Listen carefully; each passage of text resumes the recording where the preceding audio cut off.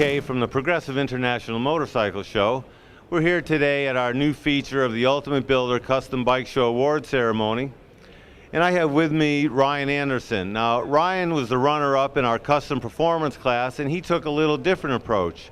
He does have a metric-powered bike that really assimilates a lot of the early style competitive Harley-Davidsons with a sprung solo seat and the low-slung fenders, and really capped it off with a very unique Argyle paint job. So can you tell us a little bit about what your inspiration was for this bike and what kind of time and effort you put into this?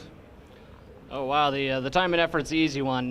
Better part of 2 years or so, and a lot of late nights in the garage, a lot of early mornings perhaps. The inspiration behind it was just taking a newer product that was out there, the trust of a Yamaha motor and drivetrain, and really taking an old school approach to it. And then secondary to that is what could I do to put a paint scheme on it that I've never seen before on a bike.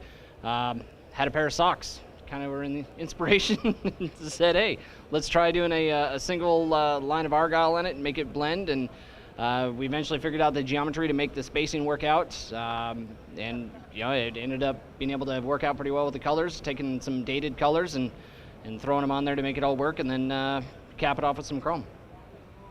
Well, I know when we were talking earlier, you talked a little about you had done some lowrider cars and you had done a lot of the shows before, and then you made the switch over to motorcycles. What can you tell other people that might be interested in getting into custom bikes or making the switch over from cars? You really got to, you think it's a smaller vehicle, but it'll take over a lot more of your life than any of the other vehicles I've done. I've done off-the-road vehicles, taken them off, done all the detailing and such for them, but I think the motorcycle has actually got its claws a little bit deeper into me than any of the cars I've done as far as any interiors, paint, and whatnot. This one definitely did it just because it was a lot of educational learning how to weld and do all paint work. All the body work on it was all done in my garage. Never done it in any of my other cars. It was all strictly exterior detailing. This one I had to go full fabrication on it and pretty much use completely based off imagination. And can it be done? Well, it hasn't been done before. Well, that's what we'll do. Well, again, it was an excellent job. We really appreciate it. And I really liked your subliminal approach, very conservative with the paint.